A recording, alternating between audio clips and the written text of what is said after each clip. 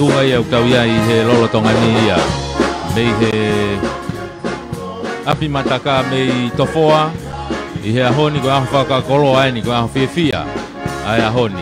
Te kou kore pe ke Huufanga toi pe ngahi tala whakatapu. Umua ke iaha whainga maari e ke tau kau whakatahai. I he houani.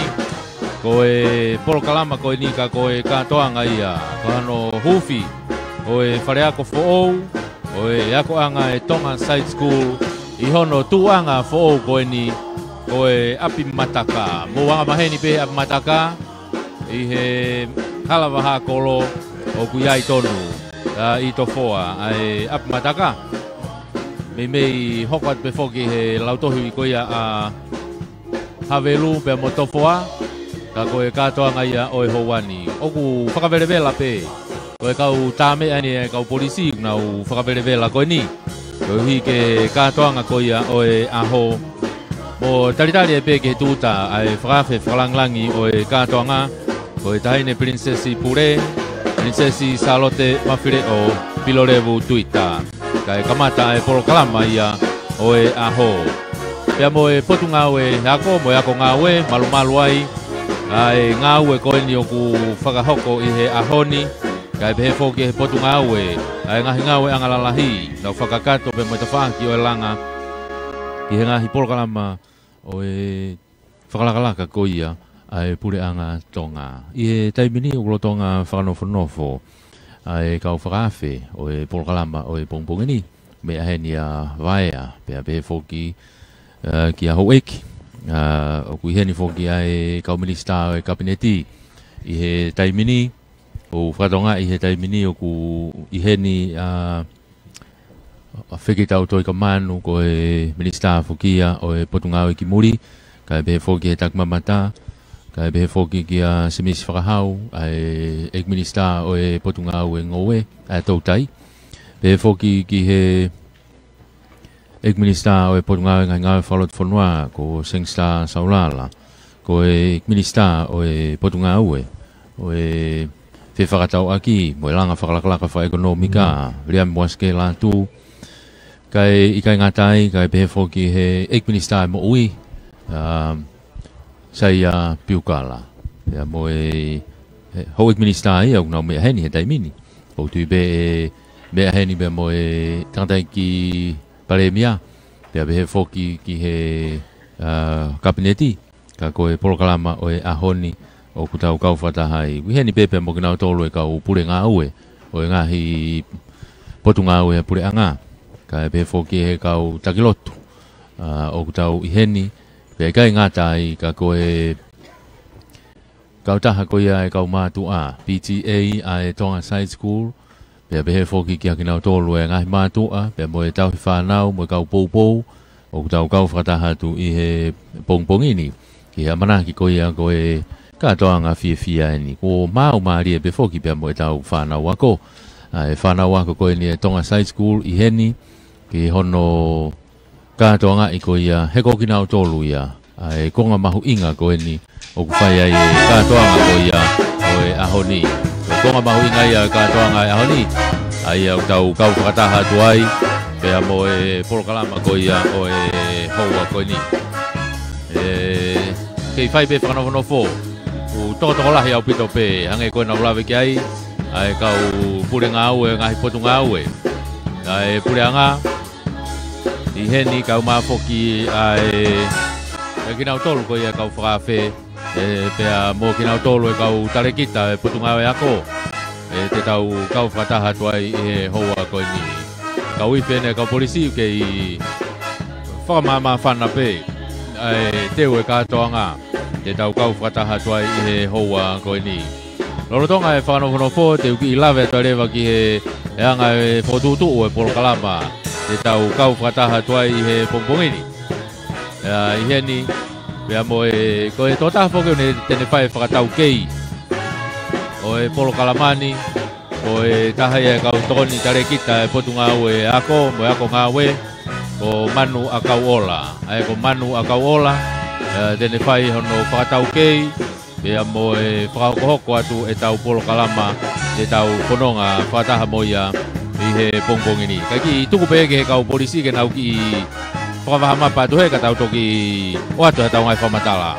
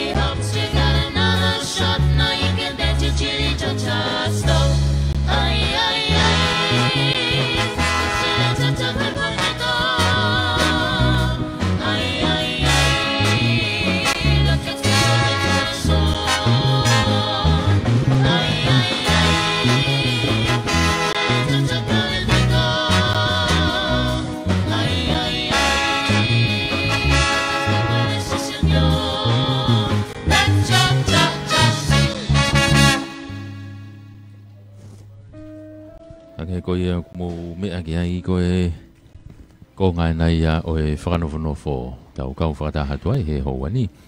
Pea mo e kau iwi ko ia e kau polisi. Ange ko nau lawe ki ai koe whakatau kei e polo kalama mo no whakahoko hoko. Mea manoa kau ola. Koe tokoni tale kita ia waa ki e paanga. Ai potunga e ako mo e ako ngā we. Koe ne tūtai whakawhalanglangi he ni e tahaine prinsesi e kamata lewa ai polo kalama. Ai kamata ki e rea talitari e whai e tokoni tale kita. Peko tale kita le ore oia he taimini. O e potu ngā e ako mo e ako ngā we. E pona pate tauni sila. E hile rea talitari e tok hoko atu lewa ki he polo kalama lotu. Ko himi ula ki e lau he sea o e PTA. Ai Tonga Side School whai whekau matea ki whi haki. Ko le soni e lau i he peti tā kei whanga ko tokoni tale kita wa a lau tohi. Ia koe lotu, e tatakia e takantai ki sekaritari. O e seasu e siliana taotai na tonga whai whekau arifereti atiola. Hea ni pe mo iwi a e kau polisi ke tataki a e lotu a eiki mo ngahi o wau e lotu. Ia kahire o wau e lotu kamata e hoka tulewa ki he polokalama ko ia o e o wau ia hono whakaola. O e ngau e koe ni o utau iheni ai he pongpong ini. O e whamatala ngā ue tatakia e he CEO, e potu ngā ue Moi, ngā ue lalahi, e lo peti hei muri. Tā poki e ngā ue whai pe he tangatai sekretari lahi, whai whekau arifereti atiola. E a toki hoko atu ai pe, ki hono whakaola o e ngā ue, o kiai e maka, e whamanatu, pea o kiai rewa pea mo e ripine, ki he huanga ki loto, e tok whaola ia e whakawhalanglangi ko ia o e aho. E tok whai rea whakamalo he tangatai ki pare mia tonga. A ko ek minista ia o e ako mo e ako ngā we. E ono pol huakawa me riku. E toki hoko atu rewa ki he o wau e lotu whaosi ko ia e polo kalama. Himi whaosi e lau ia e sauna rewa tā mei funa. Ko e pure ako ia. Pure ako ia Tonga Side School. E toki lotu tuku rewa e he whai whekau tangatai sekretari pe o e seasu e siriana taotai na o Tonga. Ai koe polo kalama ia. Ko hono wholahi atu e polo kalama te tau whanonga mo ia. I he houa e taha koe ni ka hoko mai pe ko e ngahi houa ko ia. E hoko atu ai ai polo kalama ko ia. Koe polo kalama ia koe taimini. Koe whakamama whana pe e kau tāme ahe o tau talitari ai pe. Ki he kamata o e polo kalama.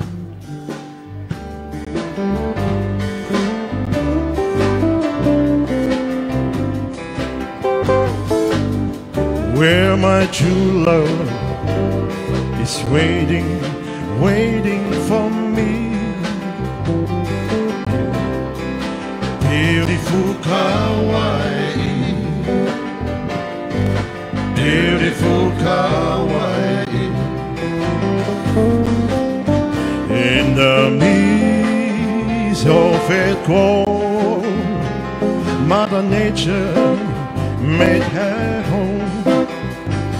In the fall, Wailua, where love often roams. So I return to my island across the sea.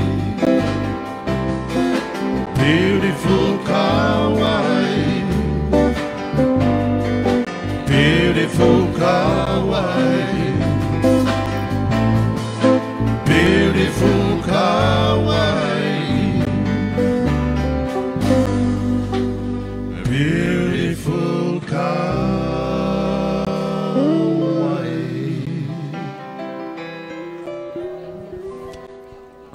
Koe kau wifi ai kau polisi ko kau tamea we ni benza kau tamea we mo kau wifi e fai ngahi whakamama whana pe mo i whakavelevela o i aho ui koe aho Katoanga e ni koe aho Katoanga koe aho whiawhia pe au ku tau kau whakatahe ni mo e kina o tolu kotoa pe ngahi kupu whekau aki o e apia ko e Tonga Site School hange ka te au koe ne tuu koe ni e toki whakaikiki pe whakamatala a e CEO o e potu ngau e ngahi ngau e lalahi e lopeti hei muri ana yange ka koe konga uruaki e ni koe konga uruaki e ni o e ngau e koe ni e to iai mo hono ngahi kongkonga amu yange o e apia ko ka pe foki ki he potu ngau e ako whakalukufua e ngaringari ko ha feitu o e ni e senta ki ai a e potu ngau e ako mo e ako ngau e kage koe konga ko ia te tau toki e toki folofola mamari e mai a muyange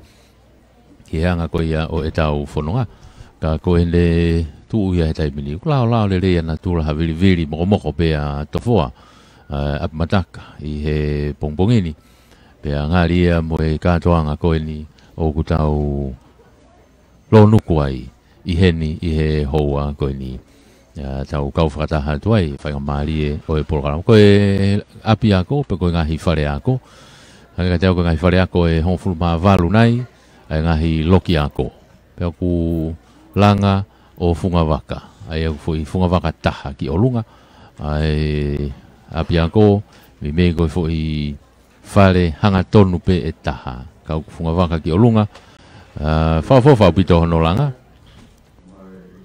ka koe MC. Ai mo me si goni. I mo be tuta fa falangi ke tu mai me ka wifi ai polistonga ai fas. O tonga ai tau teu kaltari. Ai me mai ai fa falangi ai. To be hanga la mo me si. Koe na koe MC iena, koe whakatau ke ia tau programa, manua ka wola. E toki ongo nai a nai ange, no whakau ko hoko e tau programa, kange ko kulawe ai ngahi loki ako, oku i he lanu pe, o e Tonga Site School, kanga maheni pe he lanu, lanu maroon, pe he foki ki he lanu grey, ai lanu, mo lanu enga koula, ai ngahi lanu ko ia, o e Katoanga Site School ta tau pe mo Katoanga ko ia e ngahi ako maalunga ange ngahi ako maalunga Tonga ai lanu pe ku fa ai anga ko ia hono fotunga o e fale o ku hanga ki ta fa ki faka hihi fo ai tu ko e fo i fale ku hanga ki ta fa ki faka hihi fo pe ku te tau kau fata ha tuai i he whainga maari e ko ia o e Katoanga o e ahoni Pepe angai ne tu, ko ki wakai ki he hu anga me ta whak whakatoke lau, ko e pea le reni ai tahine princesi o mea mai. Iai? Ke ngahi momeni ti pe me heni, e kamata e tau porokalama. Uki heni pe mo e kau talawhi kau lai, me he ngahi whanua muri ko wakai ko siaina e ko kao Shaoling, pe foki ki Australia ko Rachel Moore, o e tangatai ki pare mea e ni ku mea mai, pe a pe foki e whawhalang langi, taine princesi Salote Mafile'o Pilolevu Tuita, ke taritari, ki heni, ki he Mataka, ki he Katoanga o e pongpong ni, te tau kau whakataha tuai. O iai be mo ula matatoa, e whatongia ko ia o e aho.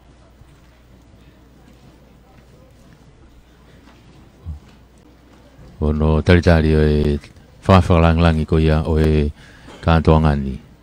Ko e Taine Princess Pule Salote Mafile'o Pilolevu Tuita. O mea mai he taimini. O whawhiloa ki kia e pare mea na whikita. Pea mo Taine Princessi pea whakatau kei rewa ku mea te Taine Princessi ki ono mea anga. Ko e mea anga ku fofonga mai ia ki he mei he mea anga i he tawha ki Tonga. Ke fofonga mai ki tawha ki whakatokelau. Ko e nofo whai atu me tawha ki whakatokelau. O hanga atu ki he tawha ki Tonga. Ka koe tau MC ke ne tataki e polokalama manua kau ola. Mugadak kamu mbea hifo.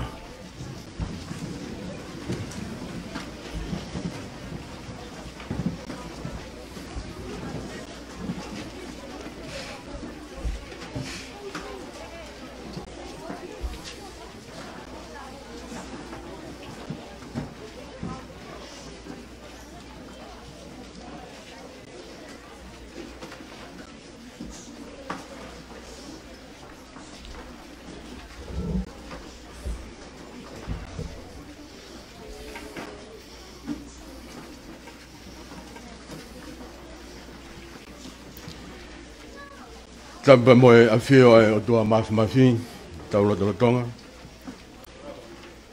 Tamba moe hau Tonga, King Tupowono. Tamba moe tahine kuini, wini nanas pau.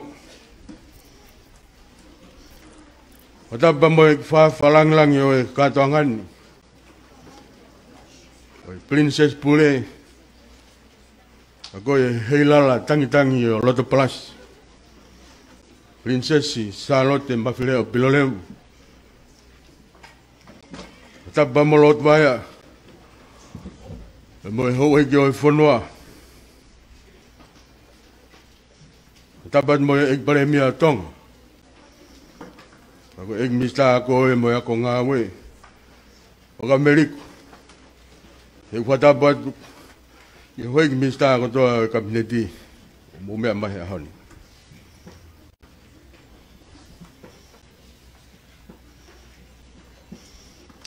Her Excellency, the Australian High Commissioner to Tonga, Mrs. Rachel Moore, and the Ambassador of the People's Republic of China, Mr. Cao Xiaoling. Tabat gesea mo Hawaii ki me mi pa Faleako Tonga. Le wata buen ges ke dai lahi o siasi wesiliana tawatai na Tonga. E fikau aliferet atiola. O halot. Tabat mafto ki fale mama. Le ge aula matatoa. Ka Tongatapu. Tabat ke e govana bange pure. Le wata buen ke ske dai lahi. O kabineti. O tabat foki kau tare kita. O ngahi sistemi ako. Koto beo fonwan. O tabat ke tare kita ako leo. O ne bate taun sila. O mai toe nga kau CEO. Ai pule anga mo mea mai. O tabat ke pule ako e Tonga Side School. Sauna lewa tami funa. Me kau whai ako, kau maa e tau whana wako lolotonga. Tabatu ke tare kita musika e kawifi e polistonga. E watapen ke tare kita pure. O kau tahalanga ko ia. Na whakahoko e ngāwe maongongan. E kau taha Texing Construction Limited. O tabatu ke sea o PTA. Pawe kau mateak fihak. Kami matua tan whanau kono katoa. Matabat ka ting motol ko tawa be ngahi kau ngā mea. Ngahi maheni o e Tonga Side School. Aki he sola mo e ulang ko tawa be mo mea mai. Kau whataha pe mo pure ako, kau maa e whanau wako lolo Tonga. I he o lotu whawhitai. Ta mono te Huufi koi a Faleako whaonu. Tala mo ka pui e Tongatapu. Kai talangata e he motuani o whai i tua. Kai tā ke u wahoko hoko atu ai tau polokalama e pongpongini. Aho whaka osien o ulaki mahina o tau whoou o tau whanonga ia mai. Tau hakai i he langi ko tau, ko tau pata he la ko tu. E ko whakamooni a tala e pēteria ke hange ko e wholofola e pongpongini. O e aho benia na e ngahu e sihawa. Ke tau fia, ke tau neke nekai.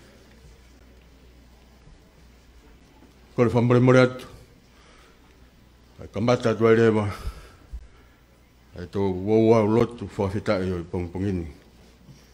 E kou whawhi ai tarekita ako leo leo, o i potu ngā weha, pone pati taunsila, i ni whahoko atu ai rea taritari, ki te tau toki hoko atu ai.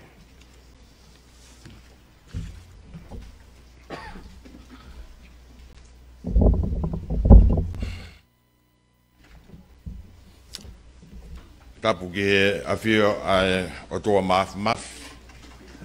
i o tau hauhaonga, ko e vuni walu o taim pia mo i tāni. Tapu mo e hau e o Tonga, la hulu e ono i kuonga, King Tupo Ono.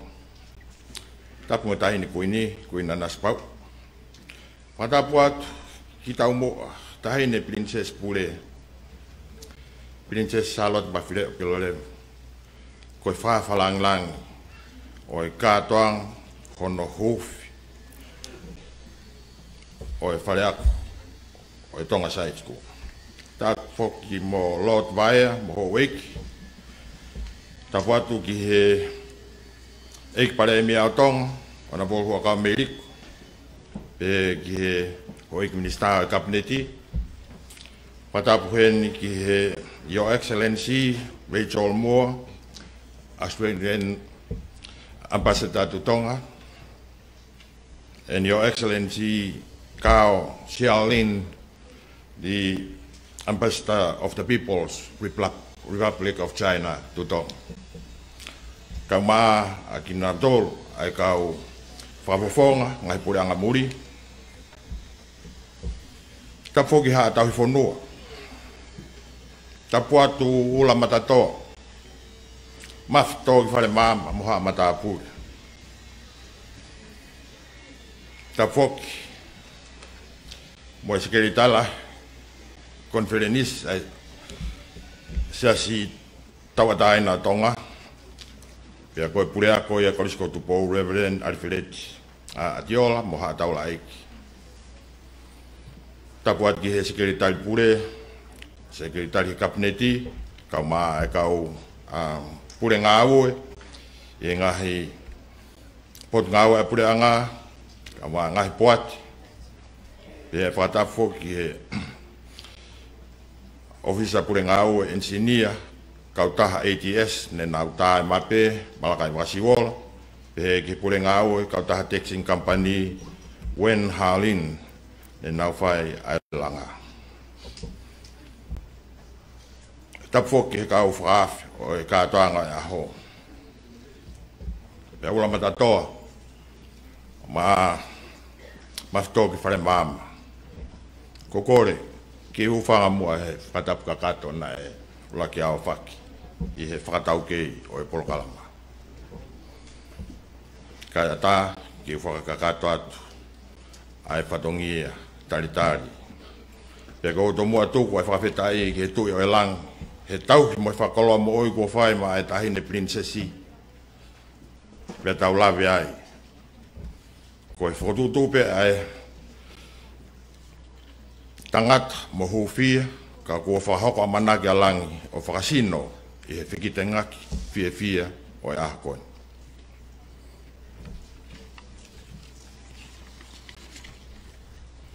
Pea ku te whakotua haki ke whakahoko e whatongi alea tari mo ilo pau o tua sino ka e ke whikau. Pea ku lakaangi e talango fua e whai whilaula.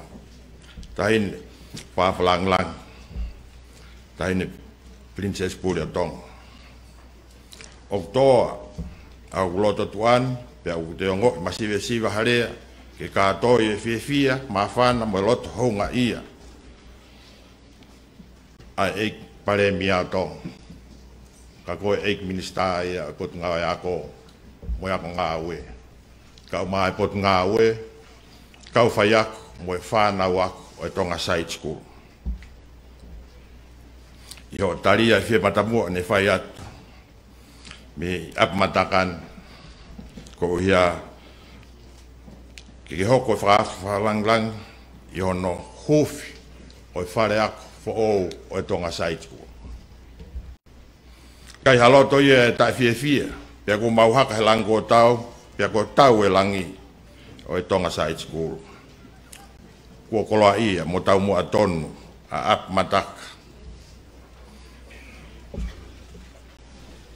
Koe mauwhawhetai o kei tūholoaki.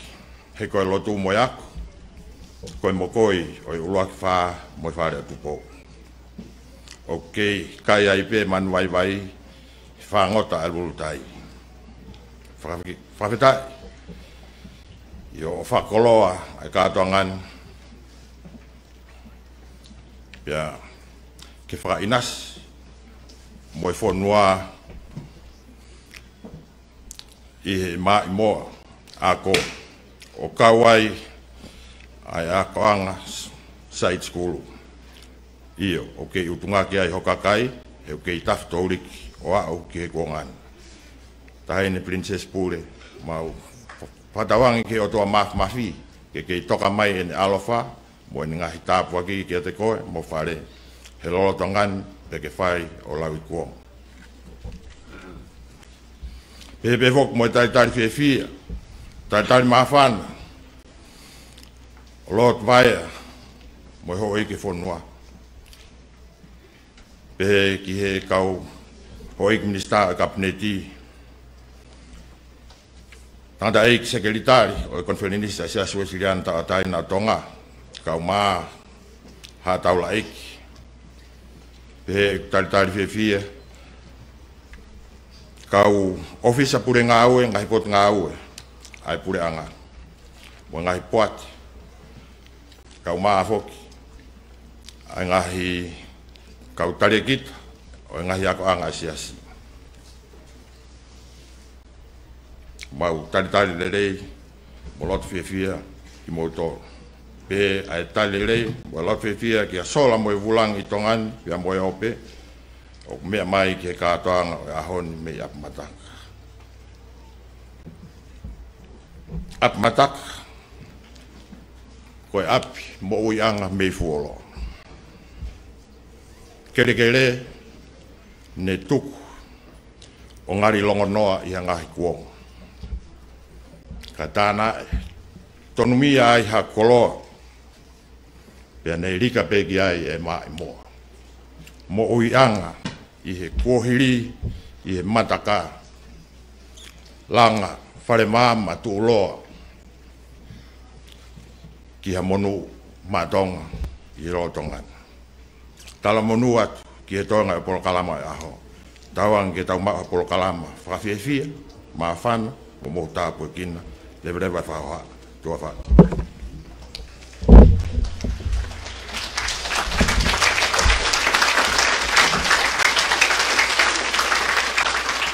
Torio tau ambata rewa e lotu whawhetai o e Katoangani.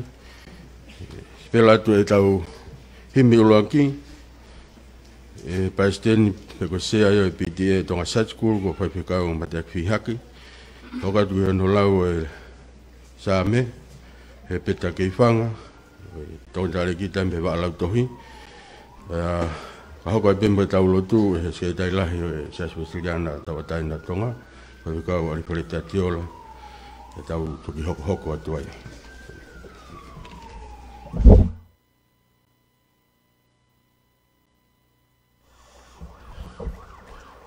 Ura ke wholwhulahimi, e ka mata ke Katoanga o ia honi. Nima nge au, whitunga fulo himi, nima whitu noa, mo mea ke tauhiwa. Si su ko koe pe, koe mama mo nia, whahinga poto kehe kehe, koho huelo ia.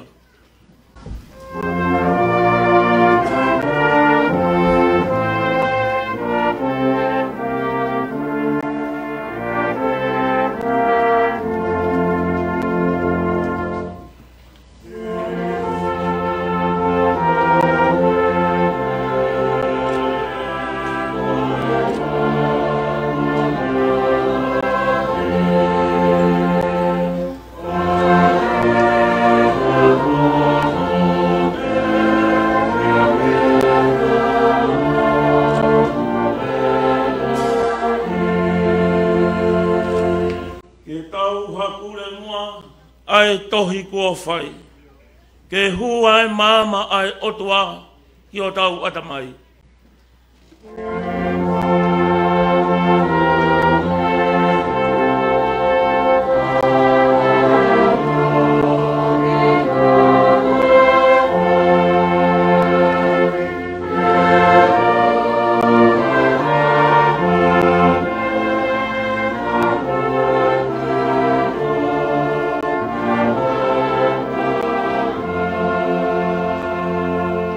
Whao si, pehepe ke kautari, a iwi o e tohi.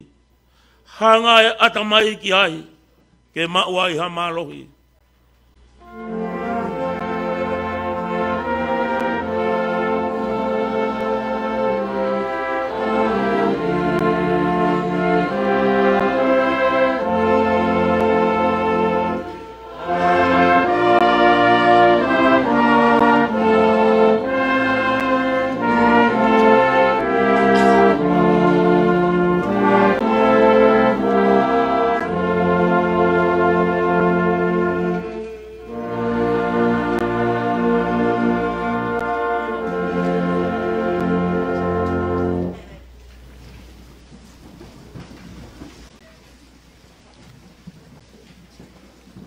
Koe wholofola, e lau matau tolu, e Katoanga, e aha koeni, to ia pe me he te au taha walu, e ngahi sā me, e lau atu mi hono ua whā o ko ngā, ki hono ua fulu mahiwa. Sā me te au taha walu, e si ua whā, ki e wahiwa. Ai au te he hono whārea.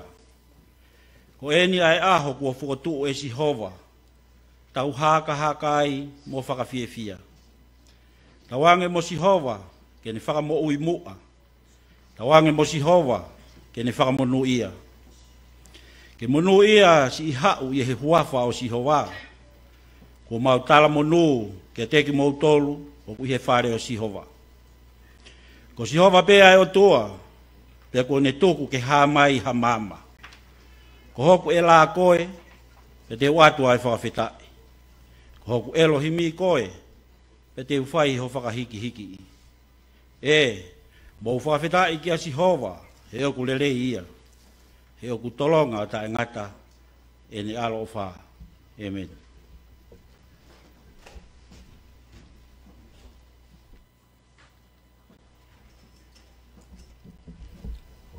Ke tau rotu. Sihova sa pao tie, hau o ngahi hau. Ko taloni, o kutu he tau kakapa whau. A Fiona koe la alahi, koe mama o mamani. Pia kuulo me he langi, pia mamangi ai whanua. Makau mo angelo he hiva tai tu kua. Whamalo atu ki hea Fiona. Koe tupu i Otua. Malo he ome hawhanua se unga mo i kakai. E neonga ngahe mea kehe uku hoko he atakai. Mau kei whamoni. Uku mango fua be mea kotoa. Ke mawinu mo kai. Maro pe toko naki maho mau ata mai. Ko poto kehe o mau ata aki ai. Kai a koe mea te pū, a mea kai o mau lau maari e. O si teu pe ia e a Fiona maho kakai. Whaftai Faleako i whie e na awhi whio. Tu pōwano koe tui o Tonga. Kuina nasi pau. Pia moi whare o haa moi o fo.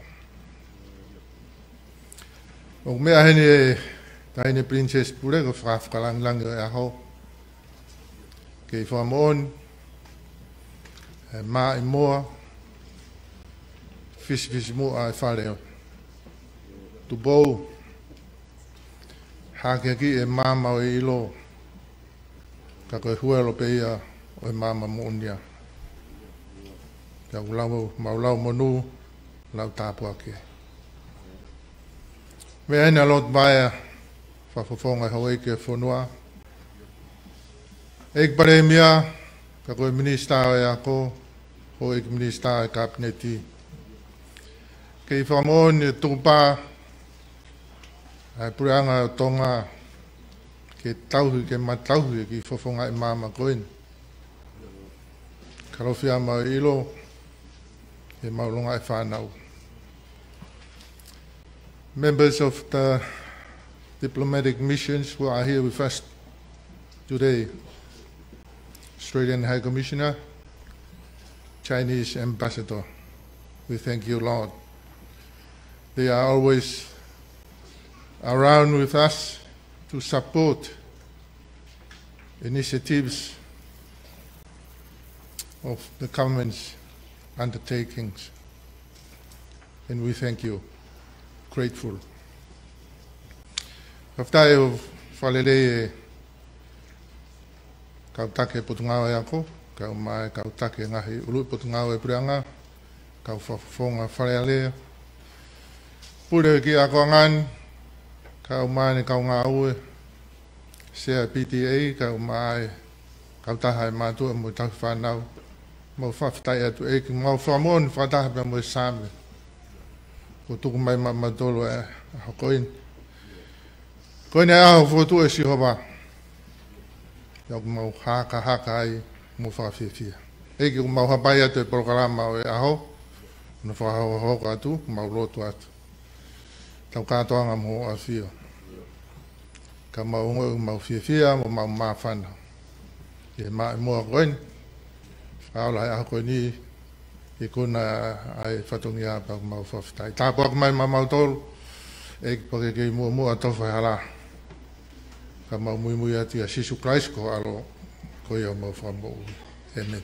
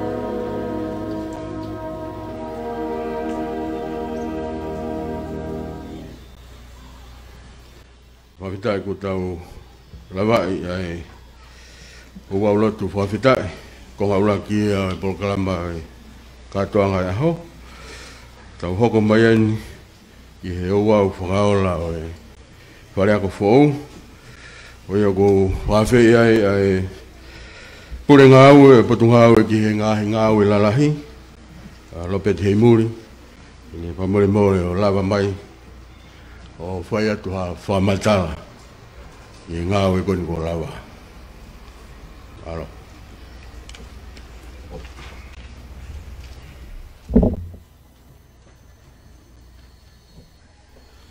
tapu ki he awhio Otua mafi i o taloto o Tonga pong whakoloa ko ini whatapu aki ni awhio tamaka tupu o no ko hau o Tonga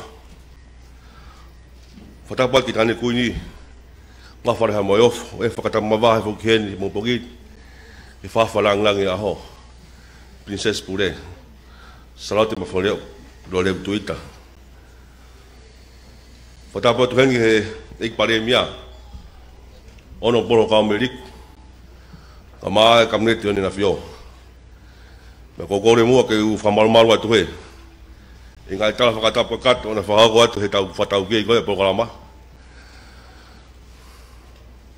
a tā mō oku whahago atu whatongia koe ni ula matatoa kore mua whenga maaria mai motuani whawhonga i atu e ki minister ka maa e putu ngāwe ngai ngāwara lahi a ki whamatara no pe whakawhika waki mo e pui tua ko ia koe ngāwe ko tau i kuna i e pongpongi ni hiri ko ia hono mau mai whakaha ko loto lere ia e pureanga koe ni kai o siaina ki hoko atu ai konga hono ua o langa ko ia o ako maalunga o Tonga na e whai he pureanga hano siofi ha e ria po ka feitu ke hiki me ia ki ai ai Tonga High School pea na rokwai e whakaukau ke hiki me ke whakahihifo ko ia e halapaha kolo pea i e ngahi whatalanoa ko ia e ngahi kuwhi kauaki na e mahino mai ai whi maha e ria kulahi whiunga ki whahoko ngāwe ko ni mea te pū ki aha mara e wa inga mai whanau ki na maroro me i ahi ngai taimi maroro e ako ko iai na e whawhetai lahi ki he eki minister pungawe sa vea ka mai kere kere aia ko ia hoko koe paremia i he taimini i he noto lerei veitona ke whai asio mai ki a Matakani o wai pe ngahi uinga keke ka te whakatara noa te ki uinga lahi pe tolu ko raki me ke eria ko ni ke eria lahi pea o weki o ko tonga lere at pa moelanga he taimini ta whakahihifo ko langa ia o e office ki he pulungawa ia ko pea koe whakaukau ia ke kata pe ke whakahoko langa kone Tonga High School ka lava foki ke senta ka ato me ki heni a ngai lau toi puriang ko ia whanua pea nai popo lahi a bito ki aia punga koe ka mahen ku whakawaki ki he ka venga ko ia la langa haka hau whalalanga mai tau whanau me ka tupo whanua ko ia naka ke tuku haivi i he toko ni ko ia ATS Limited mi whanga Pilolevu na e whahoko e no tisaini o e whare koe ni ulo matatoa koe langa koe ni Tonga High School o konga keke he tolu ta koe ahon ko tau ikuna ai rakonga koe konga no wa koe Faleako pe moia ta kulele whakahahake me feitu uni ki harawaha kolo pea koho no tolu ono whahoko koe ngahi walita ki ngahi hala pākingi kau maa ai a ke manu ki ai tau whanau i he ahoni ko ngāwe koe ni na whapanga pe puranga pea na e saini ni aha wafao si ulai o tau koosi ko whakataumua ngāwe ni ke mahaina e hiva pea i ahoni ko ikuna he kautaha koe ni a ngāwe ni e mahaina e nima me wiki e ua ko ia koe e whamaro lahi ki he ngotani kita pure koia e Texing Construction me po taha Tofoa. Mr. Wen Haolin, ngama Pinlin, i ngai ma tiaki koia ku tau whai, i he ikuna koia e awe ahon. Koe apia koiri, o mita e tolu fitu poinion hono looloa, hono maa kupu, o mita e taha ua. Pe ono wharea e taha, o fute te au wanoa, hono looloa, hono maa kupu, o fute e tolu ngafuru maa ono. I he mahino koia e whai e whakapaanga koia ngāwe koini. Na e sio laha iai e pun ngāwe, ka maa e kau tarikita koe pun ngai ako. Ke toi hiki i hake, a tuunga ngai Faleako, ki hale e volo, o te maalu ngange, ki hako e koe e tau whanau. Koe whare koe ni was whaiwi a ia, e ngahi teknolosia ki he kehe, ai o loki e te e hofuru maavalu, loki ako, tapi ai loki ai ki he loki fa computer, mo loki lewa e taha koe loki ki he ngai mea whasea ni sipe ko lepi. Oku whataumua whuki a pia koini, ke kau katoa e whanau, kau kia kakai koini me roka i whanau koia, o ue sia whakaisino, o gai mo e ngahi mea ngāwe i heni was whanau nau ki nau lava, pe o lava mai ki he ako. Koe Fotunga koe e whare, o eiki, mau mo mea i peo ki kehe me ngai Faleako kehe. Na e whengai e komiti koe ni ke whakawhaalahi, a whawhai tolo. Ka ke ngata pe ke tokoni ke whewhononga ke tau whanau i lotoni. Ka lau whoke nau maroro ki ai, i taimi o ki laala aangi ai.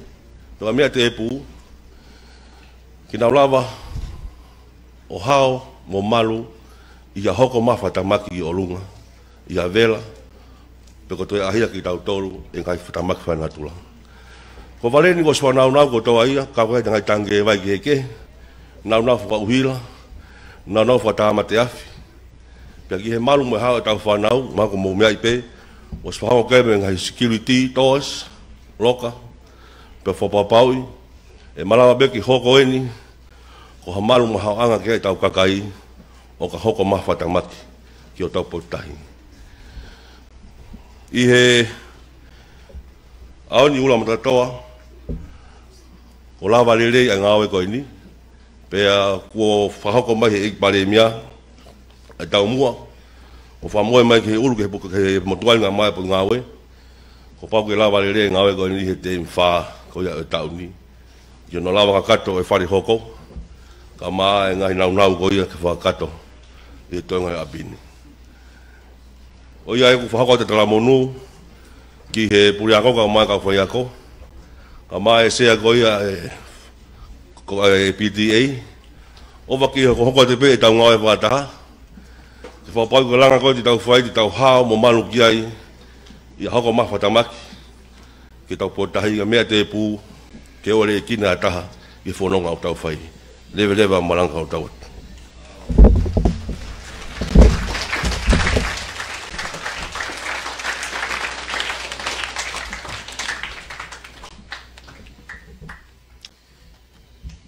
Mole mpe e ula matatoa. Koe CEO foko e kau tamba teknikare ni. E tau ngai ngawe lalahi. Bea o whaata mia mabia ki nau tolu ke nau konsita pa mo umea whakapaanga. O fie lawe wha maa o lunga e nau ngai whaka-estimate ngai ngawe pureanga. Koe kai ke nau also mindful of the cost involved. Kani angoia, uloto fi mari e pesi iau alopeti, sai pete matuk whalere i pia nai. Taine whawalanglangi, koe kātoa whakamore koen, ki he langa o e Faleako koen ko mena ke Huufi. Whapanga kātoa ia e pureanga Tonga, ka moe paanga e 3.2 miliona. Tau hoko mai ki ono lotu tāpaki o e ngāwe, koe o koutou e whahawhi i pia e tātai whaiwhekau, alipeti tatiola e lawa mai o whai a lotu tāpuaki.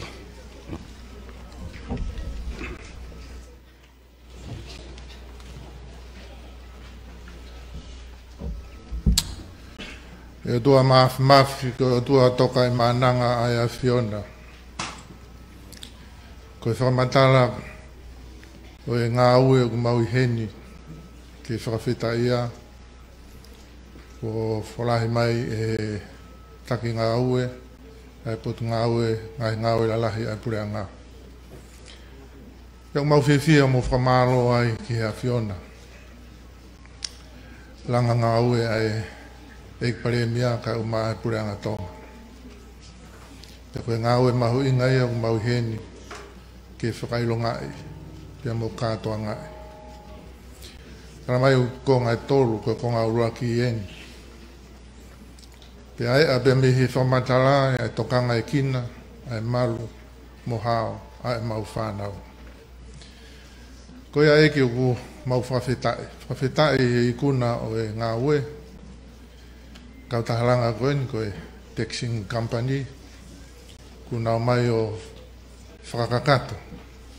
Whakawhotunga mai ai mea nai tā he mape. Ia koe tokanga o ruaki ai mape ko ia ke hao mo malu e mau whanau.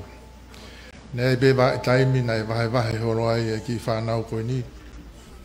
Ka koe aha koe ni fia he ku kawenga ngā ue ke whakatataha I ki nau tolu.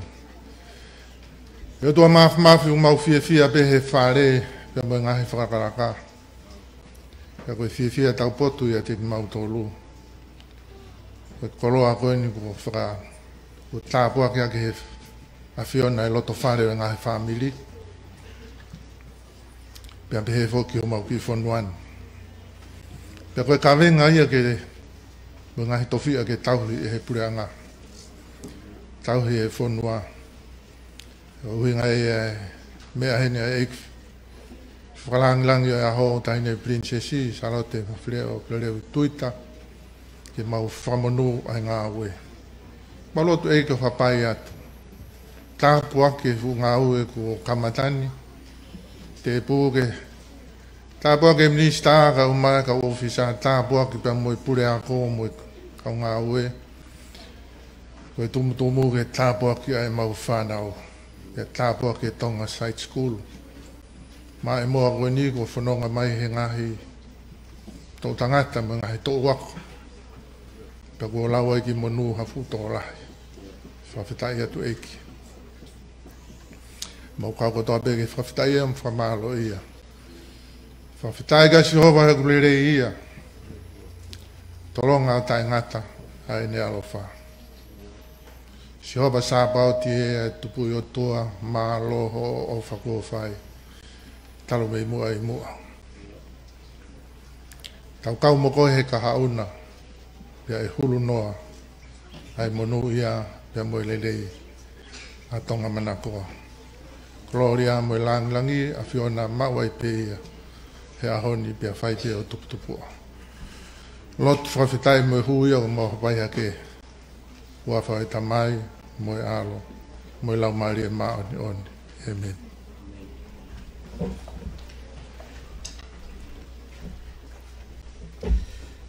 Tau hoko mai en ki he momeniti. Whakakoloa taha o e Katoanga a koen. Ako hono whakaolai o e ngāu e kōlawa. Hoi ai ula matatoa. Tuloa tupe. Pai hawhie matamua.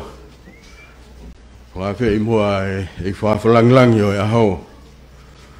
Ako e tahine Princess Pule, Princess Salote Mafile'o Pilolevu. E angalele mua. Ka e whakaolangi ai ngā wen.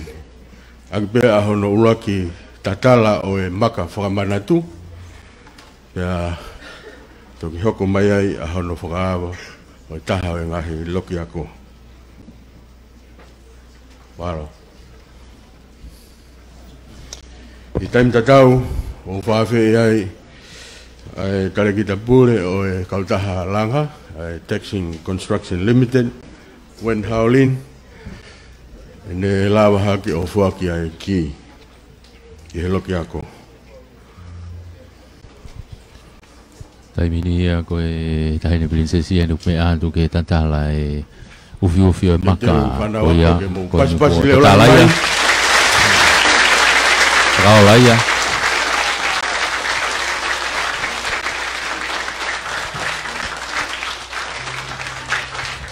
Ya ada pe taimini ki he matapa ki he lipine. Lava, ai hoko atu, i ono whakaawa, o i taha o ngahi loki ako. O osi whanau i kakato, whakai ono poni.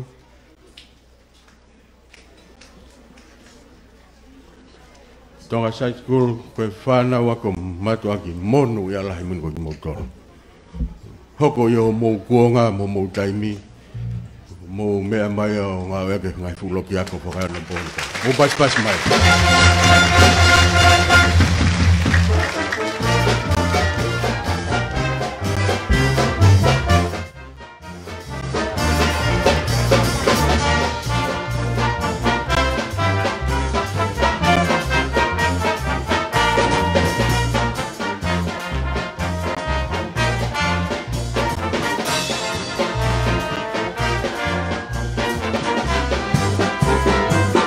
Koia, taimini ko pangava, Huufi e Fale, mea toe tahine princesi i loto. Ki hono, ke mea ki hingau e ko lava i he loto loki ako. Whawhiawa toi pe ai pia moe, tangatai ki paremia, ono polo wakawa meriku, kai pe foki ki he kau whakawhe koia. O ku tau i heni he houani koe ongo pule ngā ue koe ia mei he kautaha koe ni langa hange koe nei whakaunga tu ai koe kautaha e taxing company ko Wen Haolin ni bea mo Piu Lin koe ngo pule ngā ue ia mei he kautaha langa bea moe whamatala koe ia o e ngā ue koe ni nei whakau ko me tarikita o e potu ngā ue ngai ngā ue lalahi e lopeti hei muri o tau whanongo ko toa peki ai hange ko nau ki kamata whaka ila tu pe ane nai kongkonga ai polkalama ngā ue ia koe ni ai ko konga ula ki pe ni ko ngā ua ko toi Faleako ko konga tolu kono teu ia api hano pākingi mohono hala ke whai ake ngā ue i he ni koe no pere vaia o me at moia ki he loki ako pe foke kau minista koe ni o e kabineti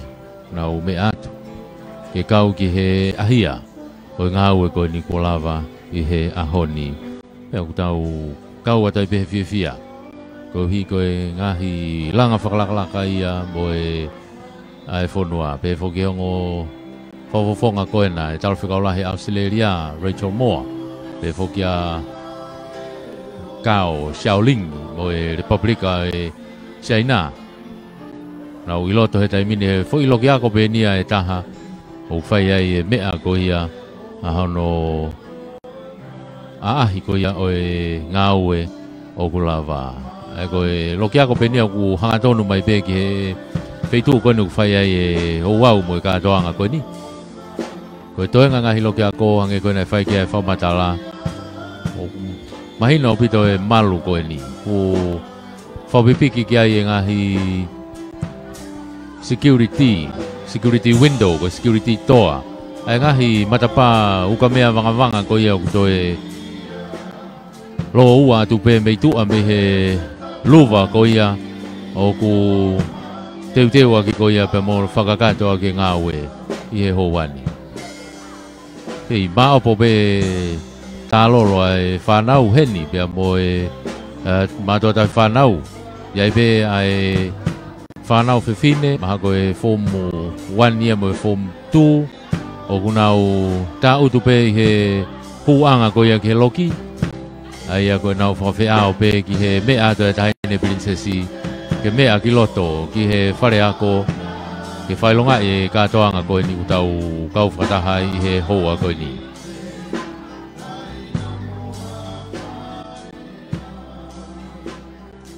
whai pe whakatau kei mahino pe foko e ahi whai whakatau kei pe ki loto ai kina tolu ko ia ngahi kupe kawaki o kuna whai langa ko ngo kare kita ko ia taxing pe foki ki he kau tangatai paremia ono pol ho kau Amerika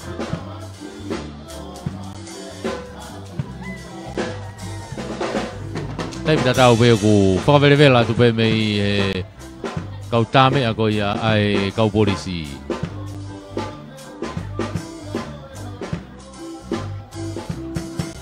Takia tu mei ai ko mafu niu palavu pe pe foki a talifononga mafi. Moe kau tame ai kau polisi.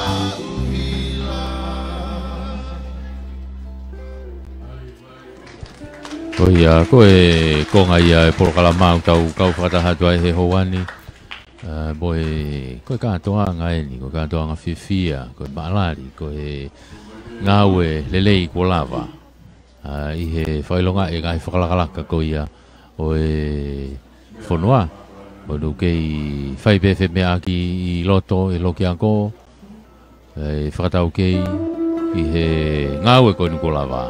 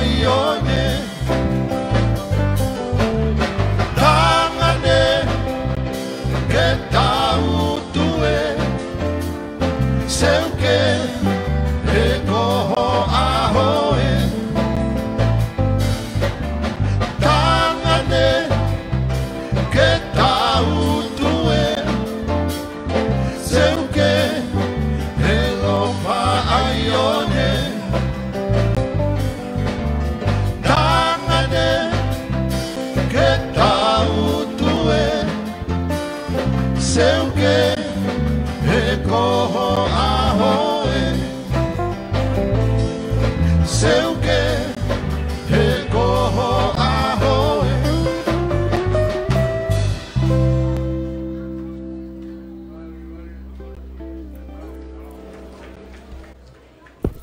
Hoko atu pe ngahi fasi ko ia mo e ma fana pe o e Katoanga kau ifi ko ia kau tame ai kau polisi ia I tau kau fataha tua I he hoa ko ni kei I loto pe ke mea pe tahi ne I loto I he Faleako ngai pe ko ia mo mea mai ki ai ka pau mo mea mai he tau ngahi ata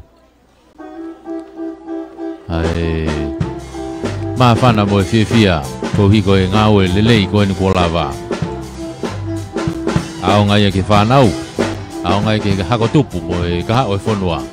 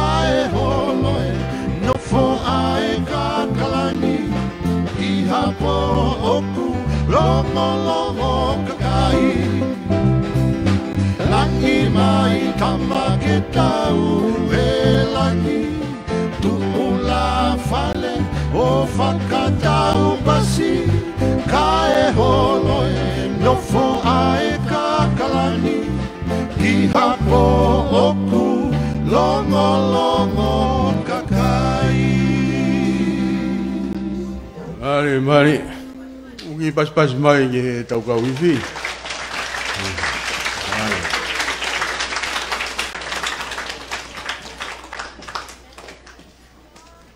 Mau te wai pe tale kita musika. Apa pau igai mo tawhaki karaoke ke kongai o manaka pito kai patunga awe. Mahara ki iwakai pe moi ai fiafini. Leo ngoia matulot belot vaya. Porque ma puke fia mo ma fana kon. Ke tau ngahi loki ako fok hange ko e ko matalanga wen fa hoko e sio ngahi ngawe lalahi. Ko ngahi loki ako ko ni o ku na langa kia ngahi nau lele au pito. Be mo fa no bon u hinga be ke lava matuak ngahi ha o natula. Lia na wisia ya ko tau fana. Ko ngahi loki ako katoa o ku fana una weke ngahi whiteboard ko tau mama ya tu pe mo e fu ko sioka ko ni ngawe ke sa skulu ai whiteboard. Amo do pas mai fana wa ko sa skul. Kai le fa falan ngi ka mo ikuna. No whakaola o e ngāwe ko lawa. E pas mai gare ola. Ai. Amu pas pe toanga ahon.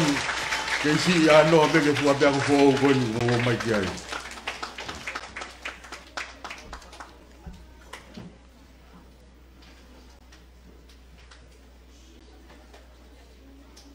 Ula matatoa. Wikai mapuke ai mafana mo fia. Faleako ka mai ka Faleako mo fana wako. E tohi eni he nau manatu. Ta wene ni mai nau he holo. E ngahi kembes, longolongo, maufanga, ape mo ngereia. Wai hon, wani ko nau whakataha mai, kau tuunga ia meite a loto, ke whai ha whameite. Hako atu, ai whameite, tau lunga, e whanau ako lolo tonga e tonga site school.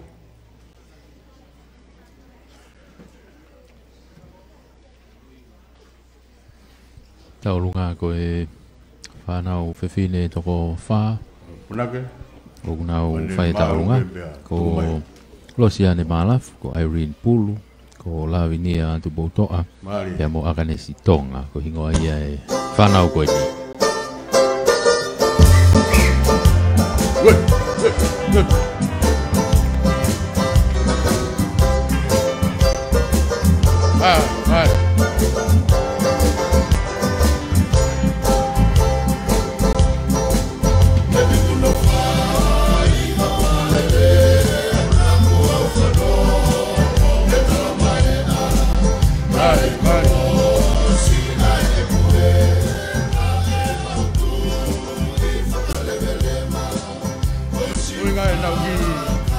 Tafa ki koe ke ata pe whakapare.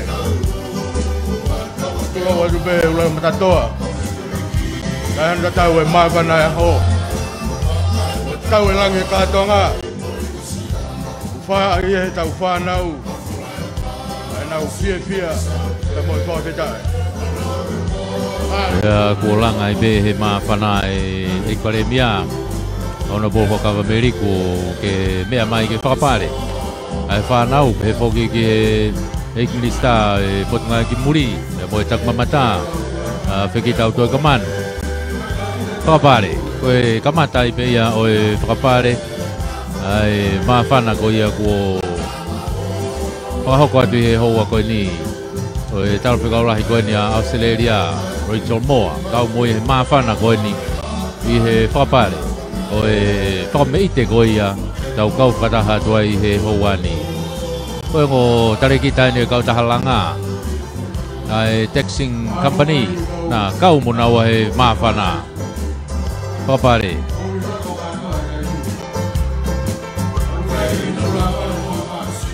Hange whokoia koe whamatala.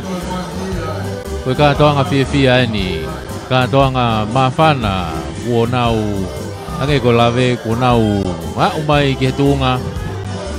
Te nau ki tuuma ai nau wako. Koe ngahi tau koe ni ki muini mai. Ai hiki holo ai ako e tau te whito ki heni ki he Tonga Side School. Ki he ngahi tapa kekehe pe ai mo ngai whotutu. Ai feitu e whai ai nofo ki ai. Kana i kai pe ke whakamau lelei e makatunga ko ia. O au mai ki he ahoni.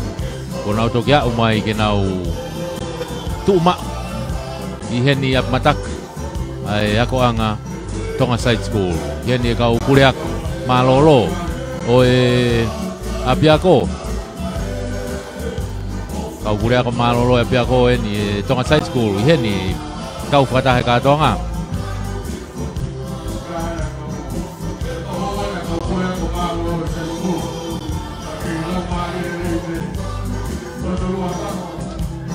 ai ako adveniana po mana be mo loto lua ka ko ngo Faleako malolo ia Tonga Side School e mo kau fai ako malolo e mato ta whanau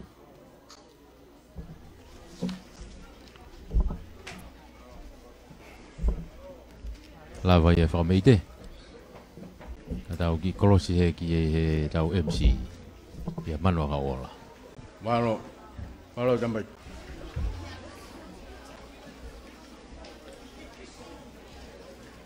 Foki mai tahi na tuat hopare. Gon.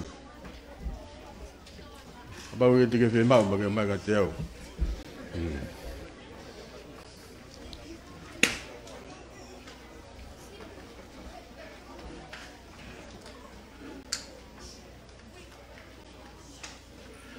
Momeniti ko ni. E tau whawhi ai eiki whawhalangi. O e Katoanga whakakoloni.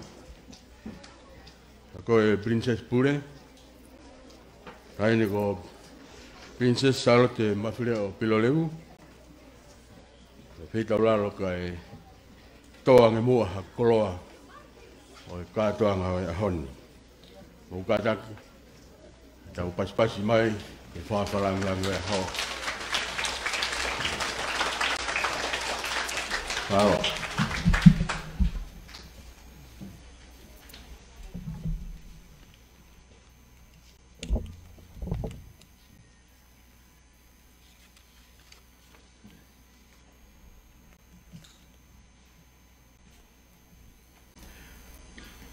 I acknowledge the presence of the Almighty God in our midst today, the one true God of the Kingdom of Tonga, the living God.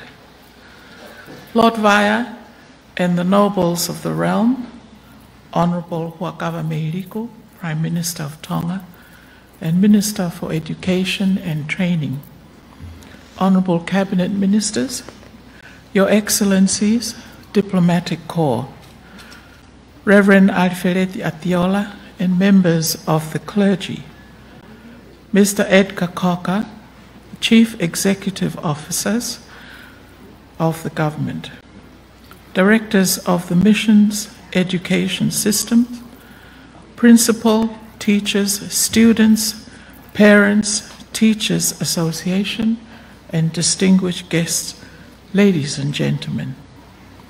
It is an honor to be here today on the occasion of the official opening of the new Tonga Side School building at its new location here at Tofoa.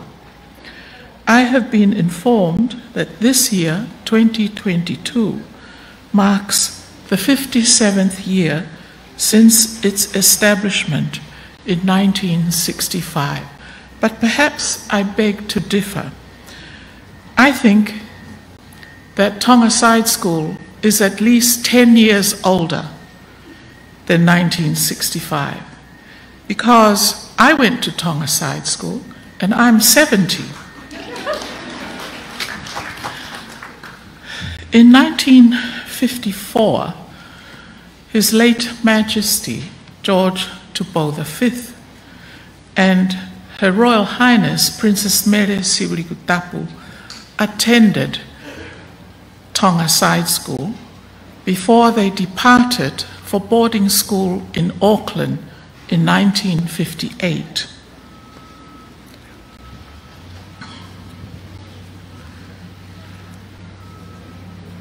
However, it is indeed a much-awaited milestone because after moving to various different locations, it is a tremendous relief for staff, students, and especially the parents of Tonga Side School to finally call this place home.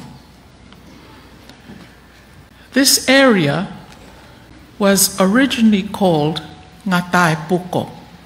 I grew up here as my father, His late Majesty Tupou IV, was the first chairman of Tonga Copra Board. Api Mataka is called because Mataka is the Tongan name given to copra and coconut products, which was produced here. The first factories in Tonga was built here at Tofoa. The Tonga Copra Board built homes which still stand today to house members of its board and overseas experts. There was a desiccated coconut factory here which processed, packaged, and shipped to overseas consumers. I know of one lady, Tongan lady, Merehifo Takapu, who used to work at this desiccated coconut factory, and she's still living. There was a coconut furniture factory which also made coconut floor tiles. The Wesleyan Church at Perehake have the most beautiful coconut floor tiles in the Pacific region, all made by Tongan craftsmen in the peak years of Tonga Copra Board. TCB, or Tonga Copra Board, employed the largest number of people outside of the Tongan government. It also had a construction division, which built most of the houses that are left, including this house, which is now owned by the Safi family, but was the residence for the Tonga Copra Board chairman, His Majesty, and it is the house where I grew up. It also had a wonderful community feeling because many people lived here with their families. Also in this area, I believe to the back of me, there was the first Tongan police canine unit operated by Akauola and Paula Viviri and their Alsatian dogs. This new site and building is a timely decision by the ministry, especially in light of recent events, the volcanic eruptions and tsunami, highlighting yet again our vulnerability as an island nation to natural disasters. Today takes me back to those early years of when I was a student of this school. Tonga Side School was established to ensure that appropriate education was provided to cater for every child's need in Tonga. Most of our school principals in my day were from New Zealand, and only the English language was permitted to be spoken at school. It was established to provide for education of the royal children and children of the nobles, expatriates, foreign dignitaries, and prepared some of its students to become kings, prime ministers, nobles, diplomats, and leaders of various community groups. And so I'm very pleased and proud that this school, established more than 57 years ago, is still here today. Sometimes Tonga Side School is perceived in a negative light, that this school tends to encourage the isolation of the children of the haves from the have-nots, widening the gap between Tongans and those who use English as a first language at home. I want to reiterate today that this is an inaccurate interpretation of the founding purpose of Tonga Side School. Tonga Side School was established to cater for the need of every child growing up in Tonga and to nurture future leaders of Tonga and future leaders of the Tongan communities overseas. Tonga Side School pupils were required to have a good command of the English language at the end of their years here. I wish to congratulate the Honourable Prime Minister and Minister for Education and Training and your ministry for your commitment to invest in building safer and resilient school buildings for the children of Tonga. This investment is a testament to your commitment to the United Nations Sustainable Development Goals 4 to achieve quality education and our national outcomes to achieve more inclusivity and sustainability by empowering human development. Delivery of education in unprecedented times of global pandemic and natural disasters is extremely challenging for a small island nation like the Kingdom of Tonga. The drive to achieve quality education and to keep up the delivery through the use of digital technology, online learning, and digital literacy will be one of many activities to implement nationwide. I also acknowledge and thank Their Excellencies, the Diplomatic Corps, and the international community, all public and non-government organizations, home and abroad, church leaders, stakeholders, parents, teachers, associations, families and friends of Tonga Side School for all your generous support and donations to the school. As I pause to recall memories of Tonga Side School, one that stands out is what we called the Rain Tree song that was sung under the rain tree. Principal, I hope you do get to plant another rain tree here, for this song will be very useful when children sing it. We always sang the Rain Tree song after the national anthem at every assembly, which I would like to share with you today. Here goes. Let us all remember long, this the school where we were young, and as we recalled this place of Tonga Side School, let us praise. Here we make strong, lasting friendship, learn our lessons, played with gladness. For the future we are set, for the future we are set. Underneath the shady tree, faith and knowledge set us free. Tonga Side School is a place of songs and laughter and joy and grace. Here the rain tree firmly grounded, stretching upward still and outward, for our hearts and minds are set, for our hearts and minds are set. On a personal note, the song exemplifies the rain tree as a metaphor, educating the child to be firmly grounded and empowering each and every one of them to pursue further academic success based on the foundational education they received at Tonga Side School. I therefore wish the principal and all the current staff and students of Tonga Side School a blessed and successful academic year. I also encourage you to please take good care of our new academic facilities, and maintenance is essential. Finally, I wish everyone here a safe and peaceful year to get vaccinated if you are not vaccinated already. Hoping God will continue to keep Tonga under his mighty wings, so that not even a powerful tsunami or an unexpected volcanic eruption would harm us. God bless you. Stay safe. Ofatu.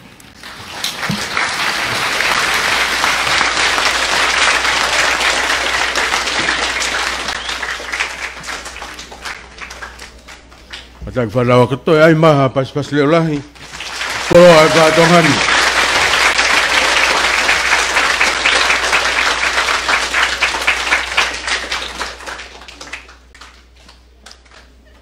Ula matatoa, moni ai taha ngahi tanga e lago o ngā whanua. E mai moa awha siare ka taha no ngahi kupu o kupehe. Ko puputu hoku atamai i he koroa e Katoangani. Ko ena e helo ku nei ai taha ka eawhi i mamani. Whawhitai ai fu whakakoroa e aho. O whatauange be, Māku ke mea i beula te matatoa ku.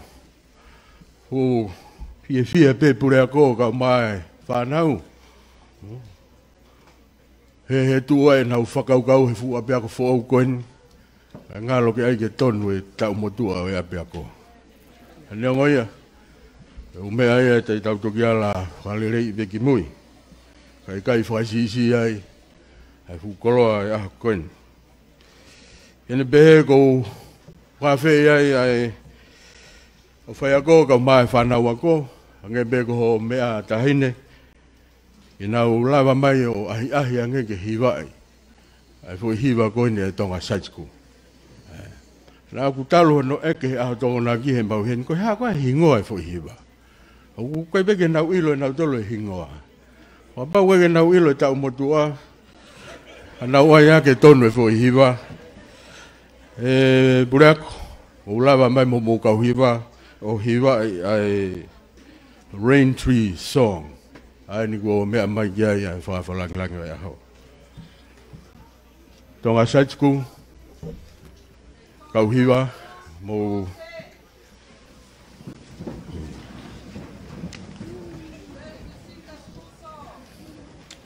kata ki pas-pasi mai tau whanau ako mo i amanak ke nau hiwa ai hiwa api ako. Walo.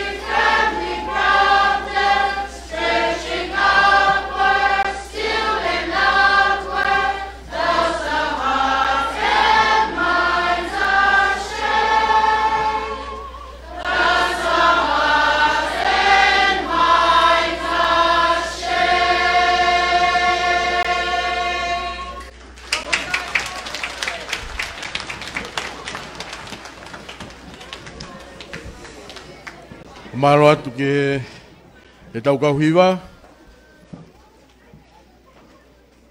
ula matatoa tau whanawhana mai be tu ke tau Katoanga pena tonu wano hiwa i pe kai tau whamalo tau hongo i pe hange pe Huufi pe tonu hiwa maa whana i whanau mo menit goni u whawhe ai i pare mia Tonga ako ik mistae ako mo ako ngawe ono bo waka Ameriko mea mai whakahoko ai tau rea whamaro. Maro.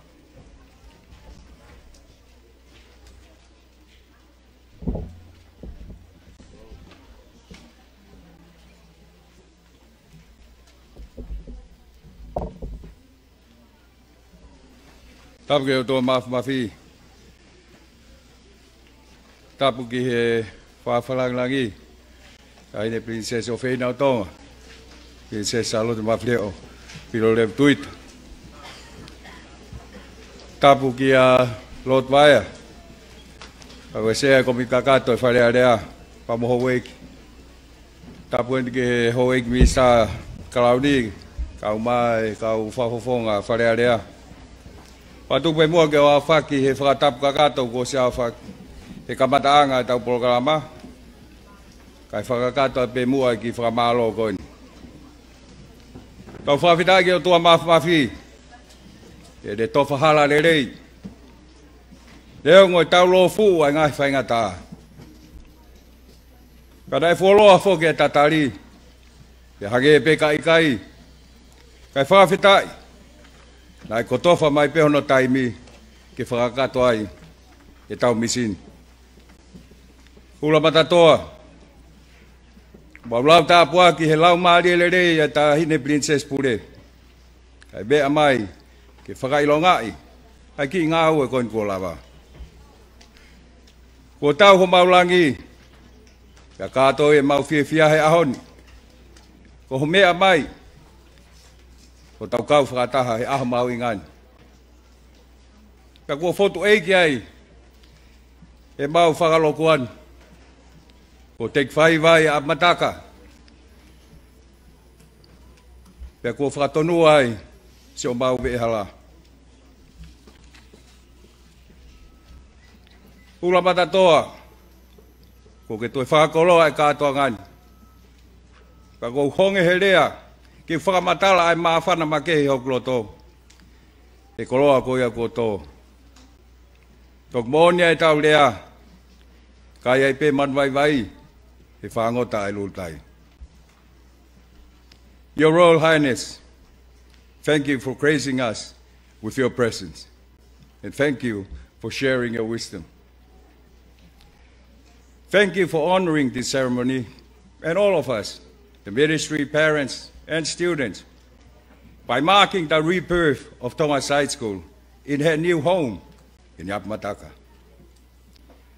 Thank you to the Taxing Construction Company for your tireless efforts and time in making sure that we can have this ceremony before the start of the academic year, and that these lucky students can start in their brand new classrooms. Say. Thank you to Reverend Alfred Atiola for blessing these classrooms. And thank you to the presidents and the members of the Parents and Teachers Association for all your support during this rebuilding time. The ministry certainly look forward to your continuing support as we embark on the second phase of our rebuilding of Tonga Side School. Thank you to the Ministry of Finance, Ministry of Infrastructure, Ministry of Lands and Survey, and of course, the Acting CEO of Ministry of Education, Porapate Town Sila, Manokaola, the Deputy CEO for Finance, Hepeti, Kaukeifanga and Iskerioko, and all the staff of the ministry for your belief and support for this key project, and all your dedication and efforts in making this dream a reality. Your Royal Highness, Kofi Annan, the former Secretary General of the United Nations, once said that literacy is a bridge from misery to hope. Today, Your Royal Highness, you have opened this bridge. This bridge that will bring hope to a lot of our youth. And on behalf of those who will use this building, who will use this bridge in many years to come, we thank you. I sincerely hope that we, not just Tonga Side School, but all the schools in Tonga, have a blessed and a successful academic year. Leva lea, malo aupi.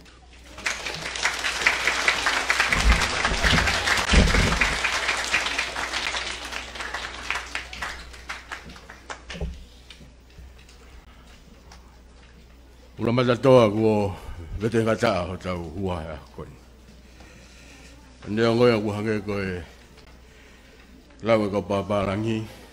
All good things must come to an end. Ko iai, tau whaosea rewa e Katoanga whahistoria ha koni.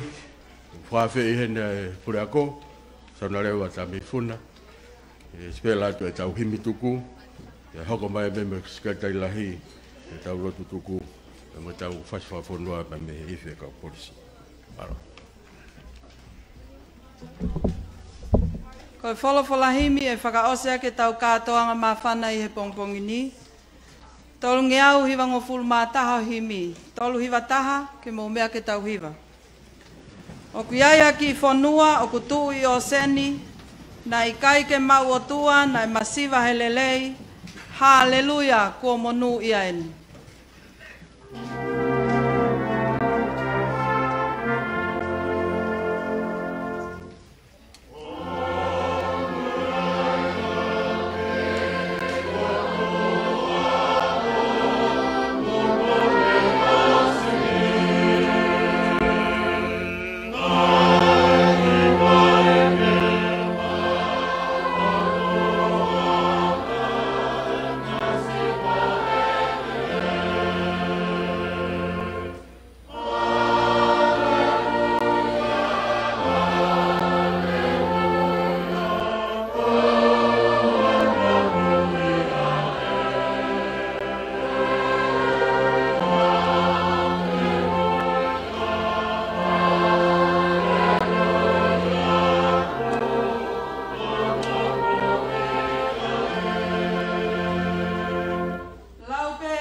sai, toki olive e ua, ule anga mo siasi kai malohia fonua, hota monu e ta mau ha hau kau kaua.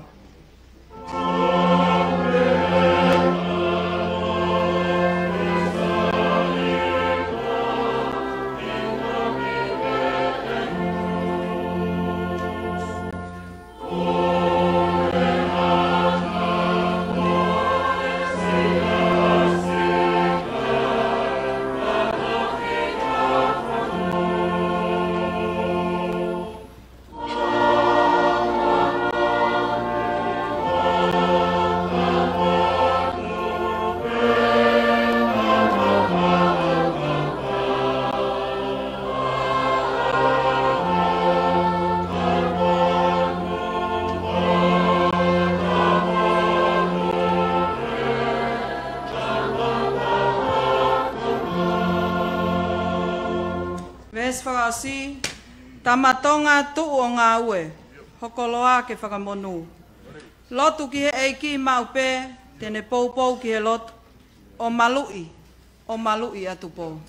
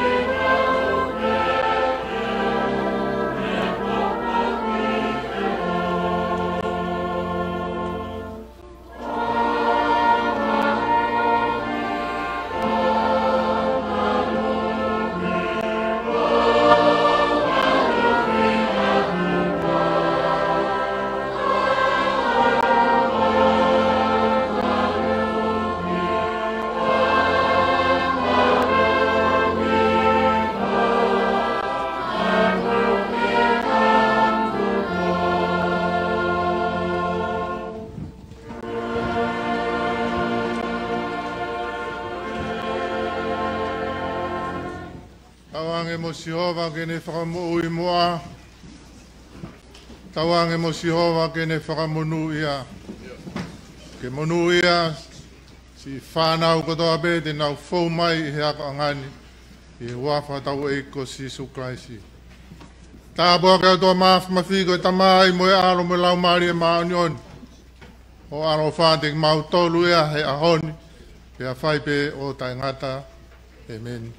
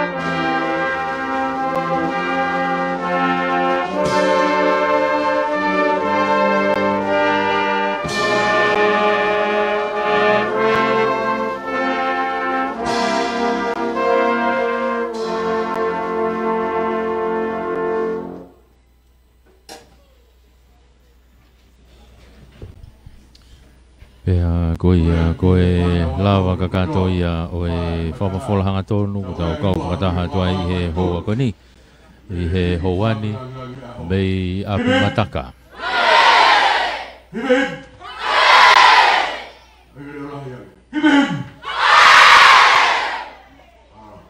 O ia koe whapafola ia mei apu Mataka i he katoanga ko ia o e hoa koni ia tau kau whatahe whamafola. Ai Katoanga hono Huufi e Faleako fo e ako anga e Tonga Side School i Mataka i Tofoa i he houani. Ko whawhalangi ko tahine Princess Pure, Princess Salote Mafile'o Pilolevu Tuita. Me mea mai he taimini ke whailoaki, whekita pia mo e kinau tolu e tangatai whai whekau. E whoki ki he kau tontare kita mo e tari kita leo leo. Pea moe kau minista ko ini e kabineti. Pe foki ki he sea o e komikakato no pere vaia. Pea mo kinau tolu kau whakafe. Ke tau kau whakataha tuai he polkalama e houani. Katoanga fia, katoanga mawhana. O ko tau nā tau kau whakataha mo ia. I he hoa ko ini. Pea i he Mataka, i Tofoa. I he katoanga o e hoa ko ni. Mea te whawhalanglangi. Mea lava le lea i pe katoanga fia o e aho. Whawheao at pe kia i e ekparemia. O no polo whakawa meriku. I hono whakaike heka ki he mea ngā pefo ki he Pureako. Sauna lewa. Pea mo e kaungau e ko ia o e apini.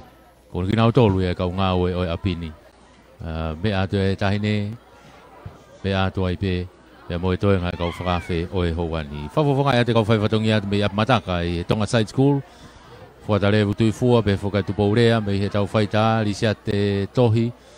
Pea mo e motua whahoa a. Rie lau manu. Tau tatau atu ahe. A tau whoki atu ki he Vigilani House. Whakakato mea e toe ngai tau pulkalamba hoatani. Ka mo mea.